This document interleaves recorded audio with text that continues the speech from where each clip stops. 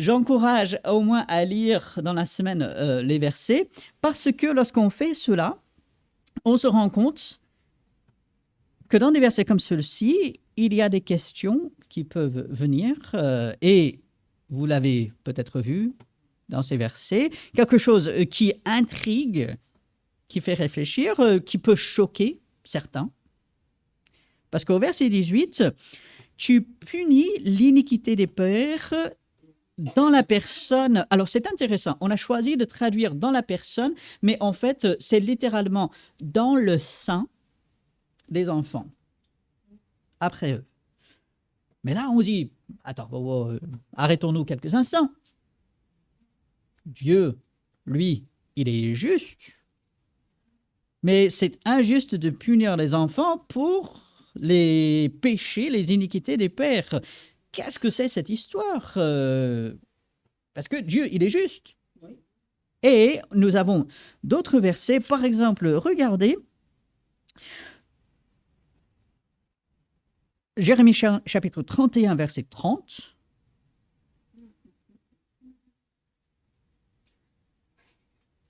Bon, en ces jours-là, c'est dans la suite des temps, hein. Verset 30, Jérémie 31, verset 30. Mais chacun mourra pour sa propre iniquité. Donc, un verset qui dit « chacun mourra pour sa propre iniquité », et même dans ces versets, on dit « ce ne sont pas des enfants qui seront punis parce que les pères, ils ont mal agi », c'est chacun qui subira pour ses propres iniquités. Et là, je vois, tu punis l'iniquité des pères dans la personne de leurs enfants après eux. Mais la Bible se contredit. Non. D'accord ? Donc, la Bible ne se contredit pas. Et Dieu est juste. Ce sont les deux vérités fondamentales auxquelles il faut être attaché. Qu'est-ce que Dieu est en train d'expliquer à travers Jérémie ? Premièrement, il rappelle déjà de Exode chapitre 20 et aussi Exode chapitre 34, si je me souviens bien, que Dieu a déjà promis de punir les enfants lorsque les parents agissent mal. Mais on se dit, mais comment Dieu il peut faire cela ? Alors, il faut se rendre compte que Dieu n'est pas en train de s'en prendre aux enfants en disant, tes parents ont péché, toi tu n'as rien fait, mais je vais te punir quand même parce que tes parents ils ont mal agi. Ce n'est pas ce que Dieu est en train de dire et ce n'est pas ce que Dieu fait. Parce que Dieu serait injuste en faisant cela. Qu'est-ce que Dieu explique ? Dieu explique que des parents font de mauvais choix. Les parents vont pécher, les parents vont faire l'iniquité, c'est-à-dire désobéir à Dieu, prendre de mauvaises décisions, et les enfants vont subir les conséquences de cela, malheureusement. L'enfant, lui, il n'a rien demandé, n'est-ce pas ? On peut prendre des exemples concrets. Un enfant de quelqu'un qui est alcoolique, cet enfant va naître avec les conséquences de cela. Et pourtant, l'enfant n'a rien demandé. Mais Dieu n'enlèvera pas forcément les conséquences de ce mauvais choix de ce parent, de s'enivrer, de détruire son propre corps. Ça va avoir des conséquences sur l'enfant. Et ça peut aller jusqu'à ce qu'il y a des témoignages de cela, un enfant qui naît déjà, comme on dit, alcoolique. C'est terrible. Maintenant, il n'y a pas de fatalisme. Quelqu'un qui naît comme cela, avec l'aide de Dieu, avec un soutien, gloire à Dieu, peut sortir de cela. Donc, il n'y a pas de fatalisme. Mais les conséquences sont là. Et il faut se rendre compte de cela. Et c'est ce que Dieu est en train d'expliquer. Il dit les conséquences sur les enfants, et même dans Exode chapitre 20, et si je me souviens bien, c'est chapitre 34 aussi, Dieu dit 4, 5 générations. Donc, ce n'est pas juste les enfants, ça peut être des petits-enfants, ça peut être les arrière-petits-enfants, ça peut aller loin. Et c'est triste. Et bien sûr, ça doit nous pousser à nous assurer qu'on obéit à Dieu. Donc, ça, c'est la première chose. Quand Dieu dit il va punir l'iniquité des pères dans la personne de leurs enfants après eux, Dieu ne s'en prend pas aux innocents en disant bah, toi, je vais te punir, même si tu n'as rien fait, tes parents ont mal agi, donc je vais te punir. Non. Dieu dit bah, il y a des conséquences de cela. Mais maintenant, tourne-toi vers moi, et là, je vais faire grâce. Et en fait, on a tendance à se focaliser sur cet aspect des conséquences sur la génération suivante. On a tendance à dire « Ah, mais c'est tellement dommage ». Des innocents, des enfants, des petits-enfants, des arrière-petits-enfants subissent les mauvaises conséquences. Les pauvres, on a tendance à nous focaliser là-dessus. Mais il nous faudrait nous focaliser plus sur le début de ce verset. « Tu fais miséricorde jusqu'à la 1000e génération ».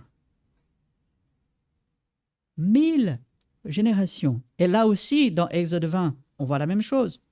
Dans Deutéronome, lorsque ceci est repris, jusqu'à 1000 générations. C'est une façon pour Dieu de dire, ben, ça ne s'arrêtera jamais. La miséricorde de Dieu n'a pas de limite. Dieu permet les conséquences, malheureusement, parce qu'il est un Dieu juste, parce que les conséquences sont là. Mais la miséricorde, la grâce de Dieu, là, il n'y a pas de limite. Pour les conséquences, à un moment donné, Dieu va dire stop. C'est bon, c'est fini. Mais sa miséricorde, sa grâce, eh ben ça continue, comme la Bible dit, toute la vie, et même au-delà, pendant, on va dire, l'éternité.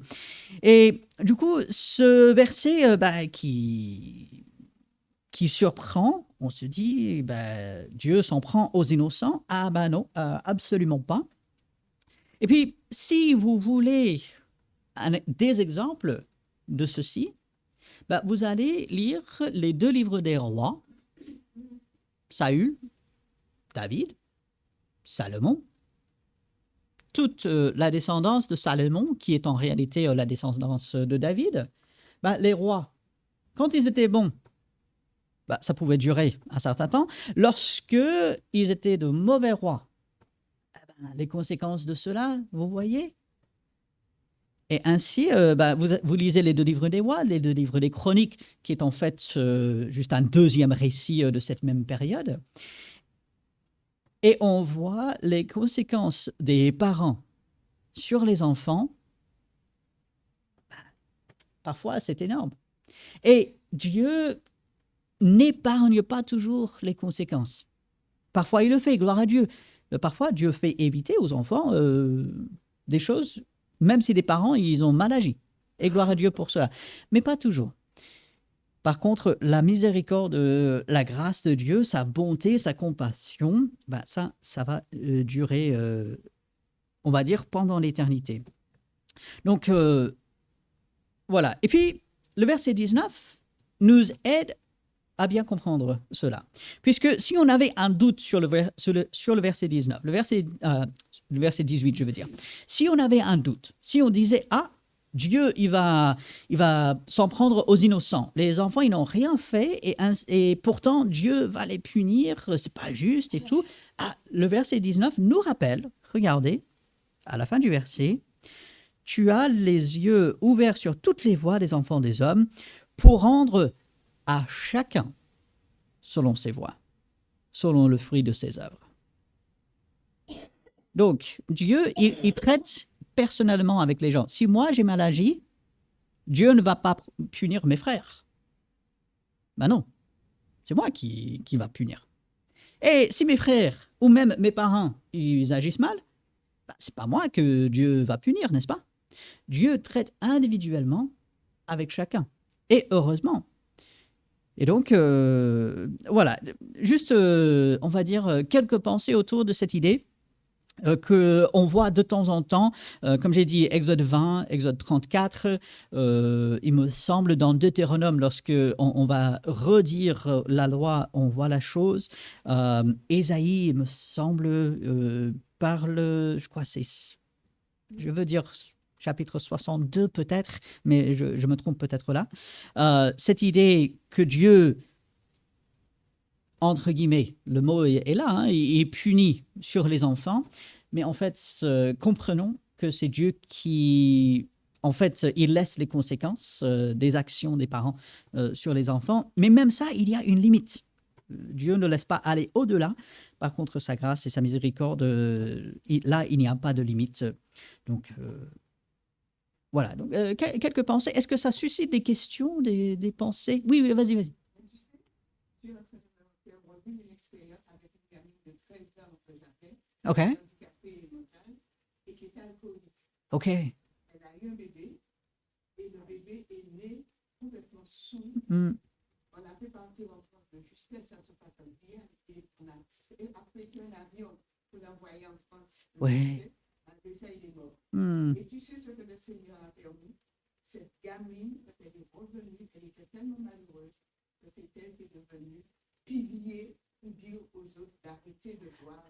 OK, d'accord. Ouais, bah, ouais, ça l'a tellement affectée qu'elle s'est dit, les autres ne doivent pas subir cela. Donc finalement, Dieu s'est servi d'elle à sa oui. pour dire aux autres, je suis trop malheureuse, j'ai perdu mon enfant, je regrette. Hmm. Et les autres ont arrêté de boire. Ah bah tant mieux, merci Seigneur. Oui, oui, oui. Et on voit, même dans ces circonstances-là, Dieu peut agir. Quelque chose qui est tellement triste, tellement malheureux, bah là, Dieu, il peut en faire sortir quelque chose de bien. Donc merci Seigneur. Ouais, ouais. Ouais, bah, vraiment, Dieu, il est grand. Hein, c'est quand il utilise des situations où les hommes diraient il n'y a pas d'espoir. Là, tout est perdu. Ce n'est même pas la peine. Là, il y a Dieu. Et c'est merveilleux, quoi. Ouais. N'est-ce pas? Ouais. À l'époque, malheureusement, j'étais pas chrétienne, mais j'ai pas fait interpréter ça après. Hmm. J'ai réinterprété. Exact. Bah, c'est Dieu qui nous éclaire pour voir les choses que sans son aide, on n'aurait pas réfléchi comme ça. On n'aurait pas vu, et c'est après coup, bah, il nous donne l'intelligence pour comprendre. Il était à l'œuvre, même si on ne le reconnaissait pas, mais il était à l'œuvre. Dieu ne lâche rien, et c'est vraiment merveilleux. Ouais. Peut-être juste une dernière précision. Lorsqu'on comprend que nos choix influencent, peuvent avoir des conséquences sur les autres, que ce soit des enfants, les gens qui nous entourent, ça doit nous pousser à rester près de Dieu, à faire les bons choix, parce qu'on se dit, oula, si je fais de mauvais choix, ça va affecter les autres, donc je ne veux pas et Dieu ne le veut pas non plus. Par contre, attention, il ne faut pas être dans, et je vais employer le mot, l'hypervigilance, comme si la vie des autres dépendait de moi. D'accord? Donc, je suis responsable de moi et non pas des autres. Et si je suis ce que moi et d'autres appellent l'hypervigilant, si je suis dans l'hypervigilance, c'est-à-dire trop vigilant, eh ben, je vais passer mon temps uniquement à ça. Je ne vais pas m'occuper finalement des choses que Dieu veut. Et je serai obsédé avec cette idée, ah, mes actions affectent les autres, donc il faut que moi je sois parfait pour ne pas faire subir aux autres les mauvaises conséquences de mes actions. Mais il y a plusieurs problèmes avec ça. Un, on n'est pas parfait. Donc, malgré nos efforts, malgré tout, on n'est pas parfait. Donc, on n'y arrivera pas. Et même si Dieu est là, alors je ne nie pas l'aide de Dieu, Dieu nous aide et on doit chercher à suivre Dieu, à obéir à Dieu. Et on va parler un peu de la sainteté là tout à l'heure dans la prédication, mais on n'est pas parfait. Et puis, si on est tellement focalisé sur nos actions pour éviter les conséquences aux autres, en fait, on ne sera pas en train de faire ce que Dieu, lui, il veut pour nous, en fait. Et ainsi, il faut garder l'équilibre. Mes choix ont des conséquences. Je ne peux pas nier cela. Je ne peux pas dire, bon, peu importe. Non. Mes choix, ils ont des conséquences. En même temps, ce n'est pas ma responsabilité de éviter les conséquences pour tous ceux qui m'entourent. Ma responsabilité, c'est de chercher la face de Dieu. Dieu, qu'est-ce que tu veux que je fasse? Dieu, aide-moi. Dieu, garde-moi près de toi. Et finalement, Dieu, il s'occupera du reste.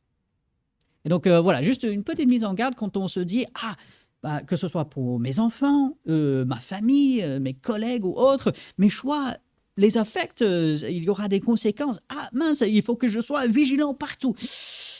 Non, il faut que je sois vigilant vers le Seigneur et je reste près de lui. Et là, en fait, il va me donner sa paix, son calme et lui, il va me garder sur le droit chemin. Voilà. Donc, quelques pensées sur ces versets. Dieu voulant, dans 2 semaines, alors, notons très bien, il n'y a pas de première partie la semaine prochaine. Si vous venez à 9h45, eh ben, vous risquez de trouver le portail fermé. Ah oui, peut-être. Donc, tout va commencer avec le culte à 10h30 parce que Émilie et moi, on ne sera pas là. Donc, on n'aura pas de première partie, je le redirai tout à l'heure, Dieu voulant, mais pas de première partie dimanche prochain. Donc, quand on reprendra dans 2 semaines, ben là, on reviendra à cette idée d'élection, de prédestination, du choix de l'homme. Comment est-ce que Dieu peut permettre le choix de l'homme tout en étant souverain, tout en contrôlant toutes choses. Donc, voilà, on va encore réfléchir sur ces choses dans 2 semaines. Donc, la semaine prochaine, pas de première partie. Il faut le noter. Je le dirai encore tout à l'heure. Donc, voilà. Mais nous avons terminé la première partie pour aujourd'hui. Ainsi, nous allons prier, remercier Dieu pour sa grande miséricorde qui va jusqu'à 1000 générations. Et après, nous aurons quelques instants pour nous lever et pour nous saluer. Prions. Oui, Seigneur, nous te louons pour ta grâce et ta miséricorde qui sont sans limite et sans fin. Merci pour ta grandeur, merci pour ta grâce, merci pour ta bonté, pour tout ce que tu es, Seigneur. Garde-nous près de toi.